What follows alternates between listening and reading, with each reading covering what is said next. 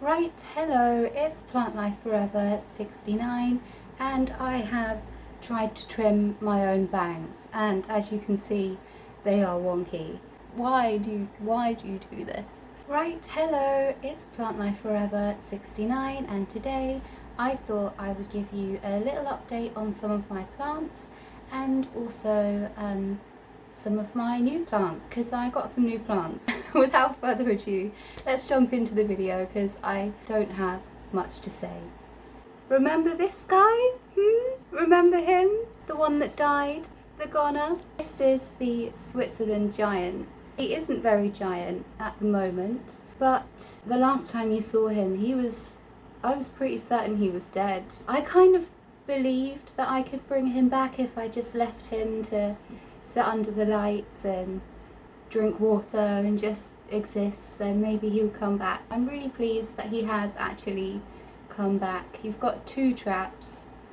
This one I think just opened today, it wasn't open yesterday. Something else that happened, I gave the baby sundew to a friend because I wanted more space and I've already got sundews, I don't need another one. I gave him away. I gave up on the flytrap flower cutting because I just don't think it's going to do anything, so I've removed it from this windowsill and now I've got more space and I've already filled it with more plants, so don't know what you expected from me, to be honest. As you can see, we are getting some black traps. Oh, something else cool that happened. This trap here, this one, the one that's closed, pressed closed nice and tightly, he actually saved me from a wasp, so thank you very much, Mini Vlad. He ate a yellow jacket wasp. We are now in early September, which means that our plants are going to start going dormant soon. Last year, that really didn't go very well for me, so I think this year I'm going to try the fridge method, because I've heard a lot of really good things about it, but there are going to be some plants that I'm not going to be able to fit into a fridge, and those are the new ones that one of the new ones that I'm going to show you now. Well, what do you think? Have you ever seen anything so beautiful? Look at it.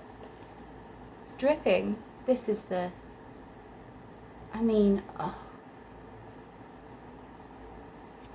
not even going to talk to you about it. I'm literally just going to show you how immensely gorgeous it is.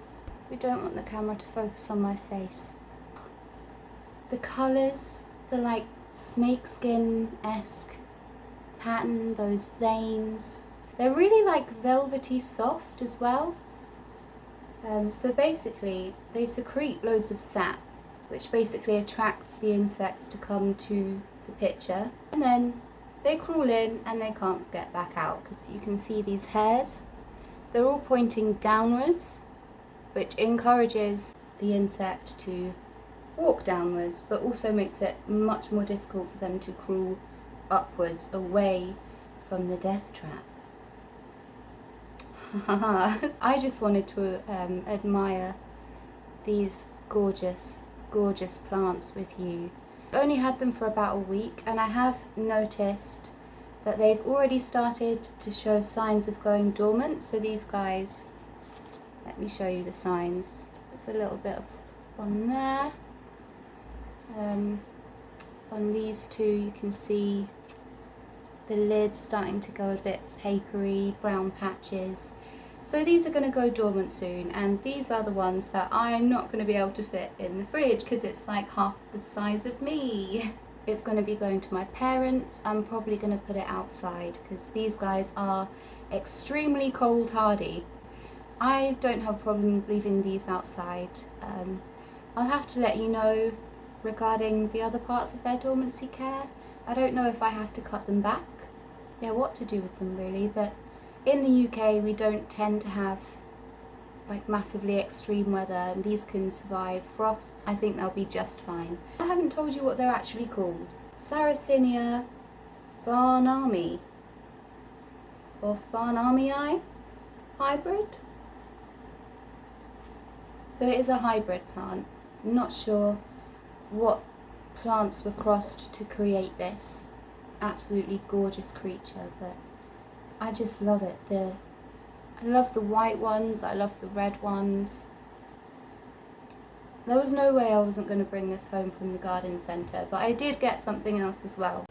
Okay, so, oh, I've ruined the surprise. I couldn't wait. I was just like, this is a Nepenthes gaia, which is another Nepenthes like my ventratas that are really easy to look after, especially if you're a beginner with Nepenthes. Like, I would consider myself to be a beginner at plants in general. I'm obsessed with them, I love them, I've got loads of them and I try my best, but I would still consider myself to be a beginner. These are really good if you are a beginner Nepenthes keeper, and that's because they're extremely adaptable. So they can actually grow in shade, they don't have to be like in direct sun. I do have this in pretty much direct sun for the whole day, and I've got grow lights, so there's no shortage of light for them. It should do very well. The Nepenthes gaia was originally bred by a guy called Sam Estes. It was originally bred by a man called Sam Estes from Leilani, Nepenthes, in 2004, and it is a hybrid of the N.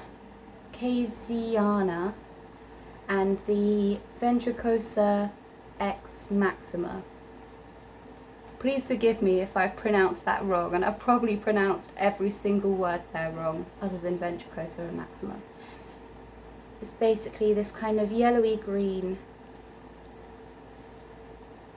backdrop with these orangey, peachy, red coloured speckles, and these nice little kind of toothy bits here. I just thought it was a beautiful plant, and it was in such good condition in the garden centre, where normally when I go there, their plants kind of look like shit. No offence, they kind of look like shit, and I wonder why. I wonder what you're doing to them. This is a tropical Nepenthes, so they're tropical plants. They don't need a dormancy period, so over the autumn and the winter, I might just have to get a load of Nepenthes to satisfy my plant addiction. Apparently they're really vigorous growers, which is always really rewarding, especially when you're a beginner and you just want to see your plants burst into life in your care. Okay, well that's about everything that I had to... The humidifier is pretty extreme. It's quite dramatic. I quite like the smoky effect that it gives. That's basically all I have to chat to you about today, guys, but do let me know if you want to see any plants in particular. Haven't done a Ceph update in a while, so I might focus on that in the next video, and we'll talk about some dormancy stuff as well in the next video, because that time of year is coming up. So yeah, I hope you enjoyed the video, you guys. Thanks so much for watching, and have a lovely day. Okay, thanks. Goodbye.